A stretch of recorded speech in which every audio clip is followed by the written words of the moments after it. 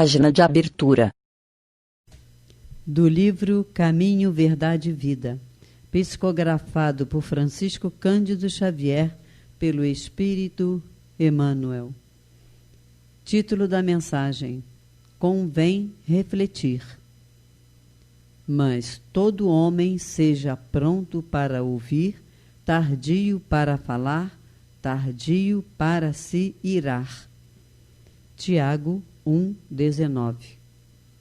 Analisar, refletir, ponderar são modalidades do ato de ouvir. É indispensável que a criatura esteja sempre disposta a identificar o sentido das vozes, sugestões e situações que a rodeiam. Sem observação é impossível executar a mais simples tarefa no ministério do bem.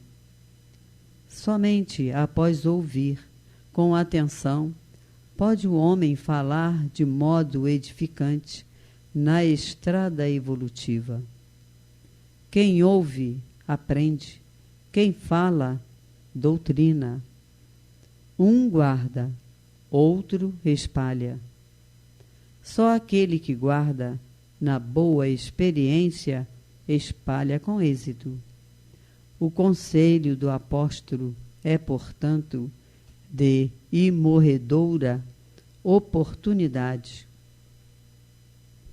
E forçoso é convir que, se o homem deve ser pronto nas observações e comedido nas palavras, deve ser tardio em irar-se. Certo, o caminho humano oferece diariamente variados motivos à ação enérgica.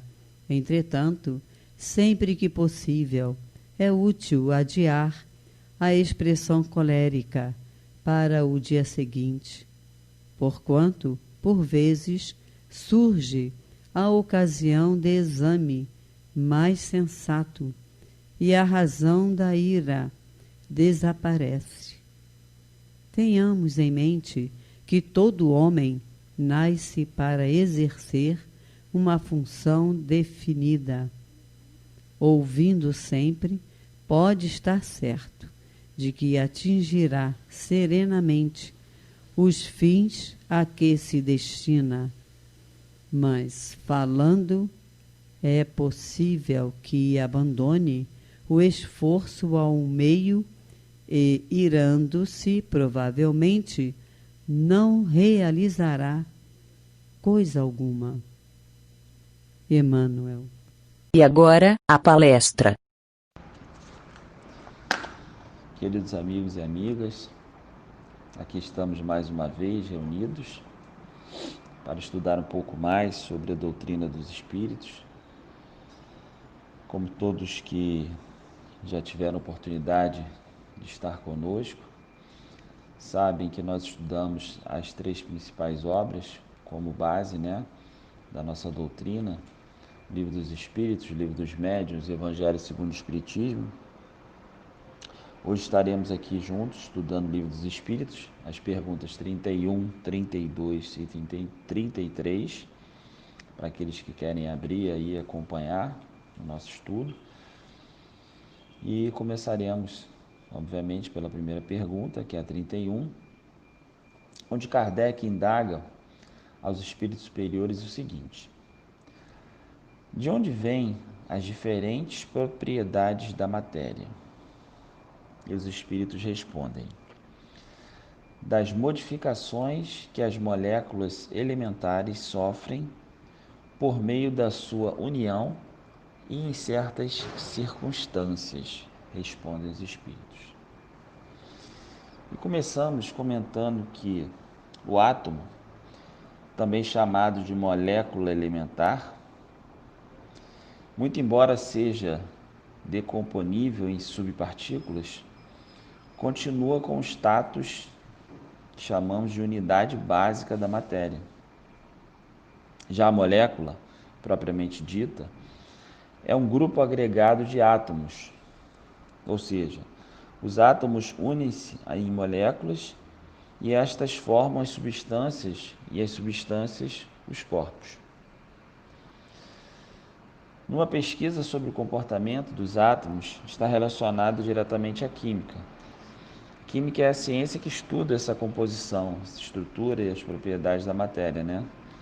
Bem como as mudanças que ela sofre durante as reações químicas, chamamos de transformações. Considerado, então, uma ciência experimental com linguagem própria, a química serve de elo entre as outras ciências que nós conhecemos, a física, a geologia, a biologia. Tal como a física e a matemática, a química é considerada uma ciência exata. Exerce papel fundamental no desenvolvimento tecnológico, uma vez que proporciona a obtenção de novas substâncias, constituindo campo de pesquisa para o homem de maneira permanente na prevenção de danos e na exploração de maneira sustentável do nosso meio ambiente. Como qualquer outra tecnologia, ela pode ser usada tanto para o bem quanto para o mal. Isso é muito claro no nosso mundo, né? É, enfim, uma ciência em contínuo processo de evolução e de aperfeiçoamento. Indagados os espíritos sobre a origem das diferentes propriedades da matéria, eles nos responderam que elas resultam das modificações que os átomos sofrem e da ocorrência da união desses em determinadas circunstâncias. E aí socorremos da Gênese, onde Kardec nos acrescenta o seguinte: se se observa tão grande diversidade na matéria, é porque, sendo em número ilimitado as forças que hão presidido as suas transformações e as suas condições em que essas se produziram, também as várias combinações da matéria não podiam deixar de ser ilimitadas. Ora, a resposta dada pelos espíritos à pergunta formulada para Kardec pode nos parecer, no século que vivemos, no século XXI, óbvia. Entretanto, é importante lembrarmos que Kardec colheu esta resposta dos espíritos superiores no século XIX, época em que a construção da tabela periódica e a mecânica quântica ainda estavam em seus albores, ou seja, muito tempo atrás, muitas e muitas décadas atrás. Por fim, destacamos que o Espírito de Emmanuel também nos ensina algo sobre esse assunto. Diz Emmanuel: os estudiosos e os cientistas do planeta não criaram os fenômenos químicos que sempre existiram desde a aurora dos tempos, afirmando uma inteligência superior. Continua Emmanuel: os homens, em verdade, aprenderam a química através da natureza, copiaram as suas associações, desenvolvendo a esfera de estudos e inventaram uma nomenclatura, reduzindo-se os valores químicos sem lhes apresentar a origem divina, diz então Emmanuel. Portanto, meus amigos, a natureza não é estática, como aparenta até em alguns momentos ser. Tudo está em constante movimento na natureza, em constante transformação também.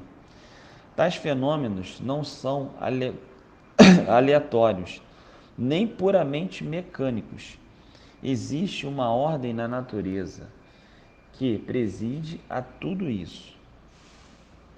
Em conclusão a essa pergunta, e sem qualquer embargo na combinação dos átomos, infinitas são as circunstâncias que contribuem e vão continuar contribuindo certamente para o surgimento das diferentes propriedades da matéria, que, a exemplo dos demais fenômenos da nossa vida, estão sujeitas a uma equação divina superior, segundo a qual o determinismo do amor e do bem é a lei de todo o universo. Assim podemos afirmar, né?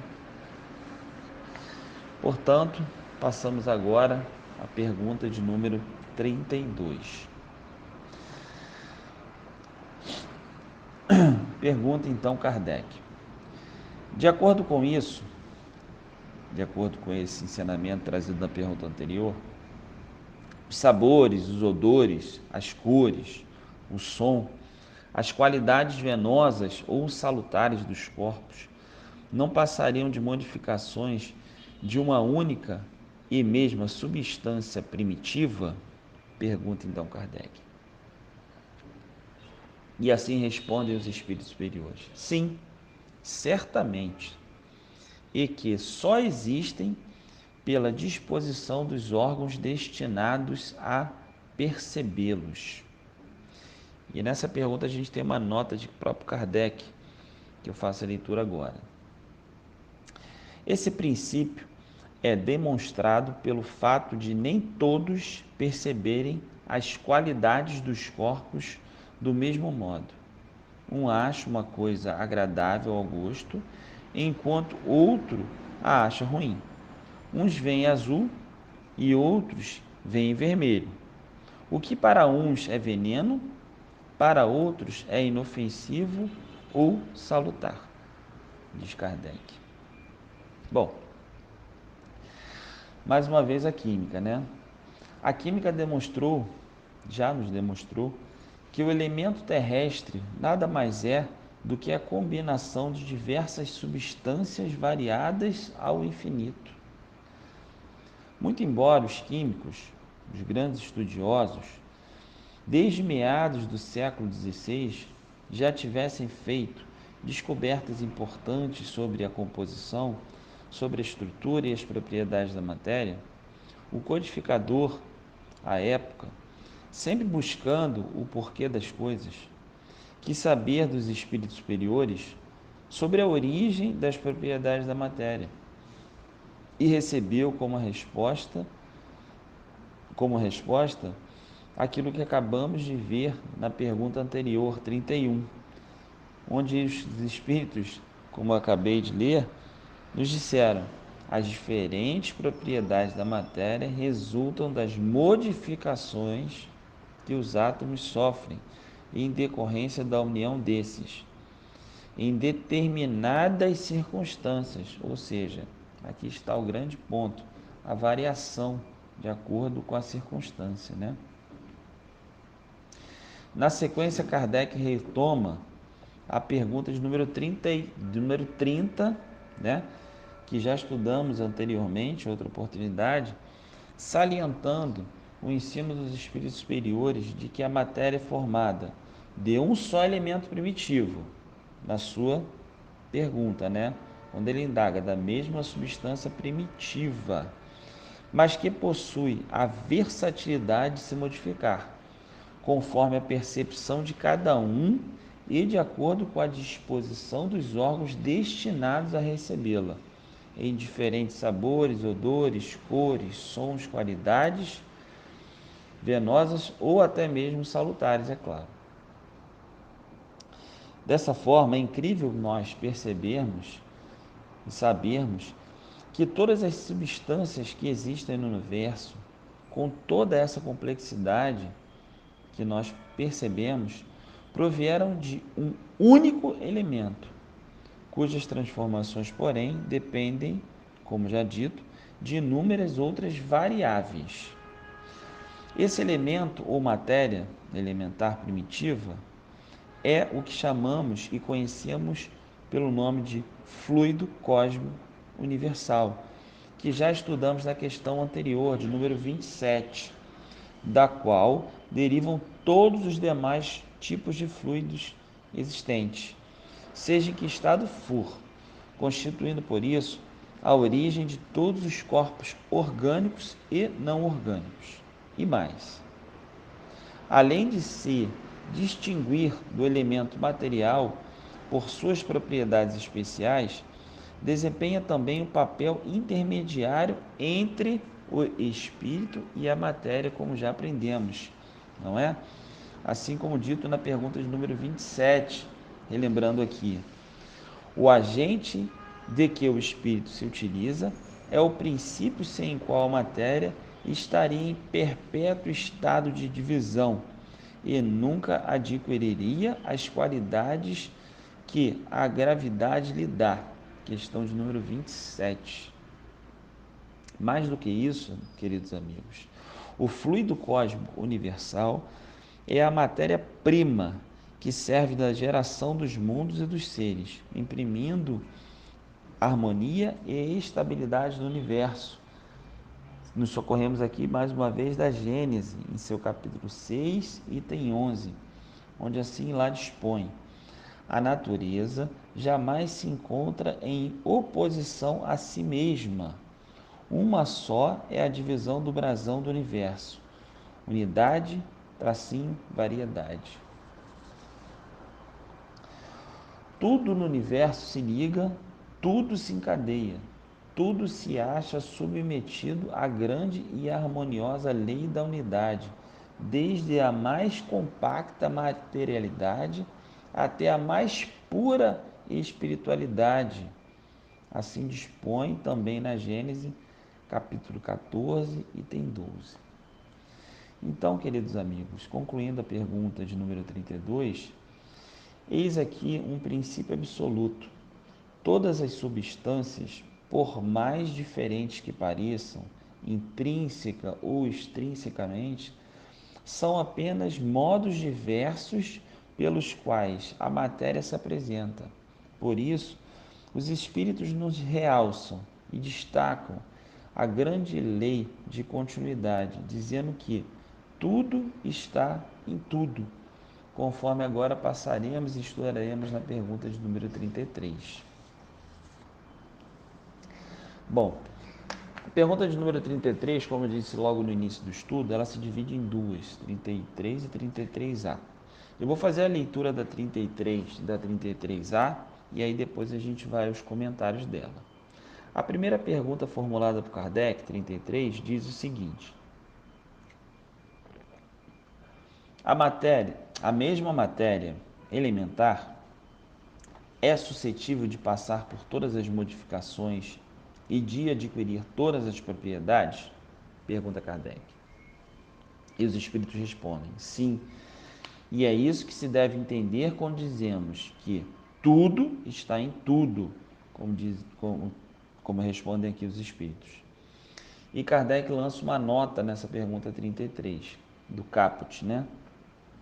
O oxigênio, o hidrogênio, o azoto, o carbono e todos os corpos que consideramos simples não passam de modificações de uma substância primitiva, na impossibilidade em que ainda nos achamos de remontar, a não ser pelo pensamento, a esta matéria primitiva. Esses corpos são para nós verdadeiros elementos e podemos, sem maiores consequências, considerá-los como tais até nova ordem. Assim nos diz Kardec no comentário da pergunta 33.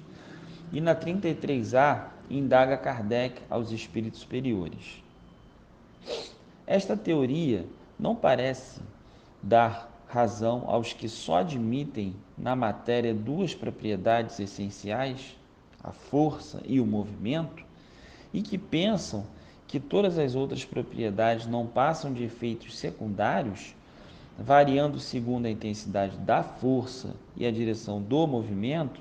Pergunta Kardec. E os espíritos lhes respondem: esta opinião é exata. Falta somente acrescentar e, segundo a disposição das moléculas, como vês, por exemplo, num corpo opaco que pode tornar-se transparente e vice-versa. Respondem então os espíritos a essa indagação de Kardec. Ora, queridos amigos, agora vamos aos comentários, né? Analisando o ensino dos espíritos superiores, sobre as propriedades da matéria, concluímos que as possibilidades de combinação entre os átomos são infinitas, na mesma proporção em que são infinitas as modificações que se operam em tais elementos químicos após as referidas combinações. A resposta que foi dada à questão de número 33 pelos espíritos superiores, de que tudo está em tudo, confirma o argumento esposado na pergunta de número 30, que estudamos já anteriormente, não no estudo de hoje, mas que vale a pena lembrar de que as diferentes propriedades da matéria originam-se de um só elemento primitivo. Além disso, os espíritos informam que estas modificações, além de resultarem da união dos átomos, obedecem a certas circunstâncias. Como já vimos na questão de número 32, encontramos a informação de que tais modificações só existem pela disposição dos órgãos a que são destinados a receber tais diferenças, o que é confirmado pelo fato de que nem todos percebem qualidades necessárias em seus corpos. Em nota à questão de número 33, nós vimos que Kardec faz uma relaciona outra circunstância que contribui para que haja modificações na substância primitiva, que é o poder da vontade, que altera as propriedades de uma substância qualquer. A conclusão que tiramos do fenômeno é também surpreendente, porquanto a mais inofensiva substância tem o mesmo princípio da substância mais deletéria ou até mesmo prejudicial. Kardec toma como exemplo a água, que se transforma em elemento corrosivo se duplicarmos a porção de oxigênio, explicando que a transformação análoga pode produzir-se pela ação magnética dirigida pela vontade. Essa teoria confirma a tese de que a matéria possui duas propriedades essenciais, sim, a força e o movimento, segundo a disposição das moléculas, que faz com que, por exemplo, um corpo opaco se torne transparente, ou um corpo transparente se torne opaco. Ora, queridos amigos, graças a descobertas novas e importantes, decorrentes dos estudos da química, da física, enfim, das aplicações dos elementos químicos, têm ocorrido grandes avanços que nós percebemos na astronomia, na medicina, na eletrônica, na computação, na engenharia, enfim, em todas essas áreas afetas a que chamamos de exatas, chamadas áreas tecnológicas, e muitas delas se fazem sentir no nosso cotidiano, na nossa vida, através dos descobrimentos tecnológicos, não é? Podemos citar como exemplo a utilização do lítio em baterias para marca-passo, a aplicação do carbono em grafite para lápis, o borro para raquete de tênis, o hidrogênio, que é utilizado como líquido na conservação do sêmen, o oxigênio para o processo de queima, o flúor como aditivo para a nossa pasta de dente, o neônio para a iluminação das fachadas de propaganda de rua, o telúrio, que é utilizado na vulcanização das borrachas, o estrôncio para os fogos de artifício, que tanto admiramos, o titânio como pino para fraturas, etc, etc, etc. Aqui passaremos horas citando exemplos dessa evolução tecnológica através da descoberta do conhecimento. Apesar de todas essas maravilhas que acabamos de citar, descortinadas pela ciência humana, não podemos olvidar que as noções de química e de física conhecidas pelos homens ainda estão em seus albores, como eu citei há pouco, né? Em seus inícios. Ainda o homem ainda tem muito a que descobrir, muito, né, a conhecer. Mergulhadas, obviamente, nessas vibrações pesadas que nós vivemos, né, no círculo da matéria, da carne, as criaturas têm notícias muito imperfeitas do universo em razão da exiguidade, né, que a gente tem dos nossos sentidos, que ainda são sentidos ainda muito pobres, né, ainda muito elementares ainda, né? E é por isso que o homem terá sempre um limite nas suas observações, né? Observação limitada, né? Não é só pela deficiência da percepção sensorial, como também pela estrutura do olho, onde a sabedoria divina, né, ela delimitou as possibilidades humanas de análise, de modo a valorizar os esforços e as suas iniciativas. E certamente, de tempos em tempos, se descortinará novas descobertas. Tudo indica, inclusive, que o homem logrará, né, dar largos passos no campo das descobertas científicas. Quando?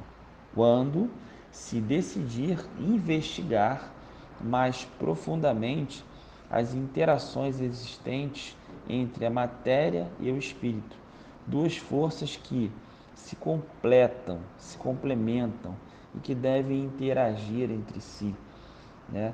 Podemos assim dizer que esse é o grande desafio, né?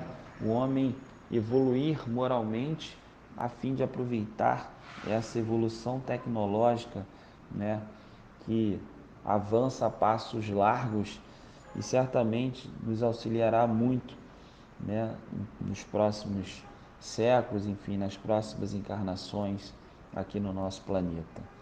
Então, queridos irmãos, era isso que tínhamos para conversar hoje, para comentar. Espero ter acrescido algo, né, de interessante nesses comentários e que nós possamos estar juntos nas próximas semanas, estudando um pouco mais não só do Livro dos Espíritos, mas também do Evangelho segundo o Espiritismo, do Livro dos Médiuns e crescendo a cada dia mais. Desejo um excelente final de ano para todos. Desejo que a paz de Jesus, nesse momento tão especial que se aproxima, né, que é o final do ano, um momento de muita harmonia no universo. De fato, estamos vivendo um momento muito difícil, muito delicado, mas só o amor fará com que nós consigamos superar esse momento. Que a paz de Jesus esteja conosco, agora e sempre.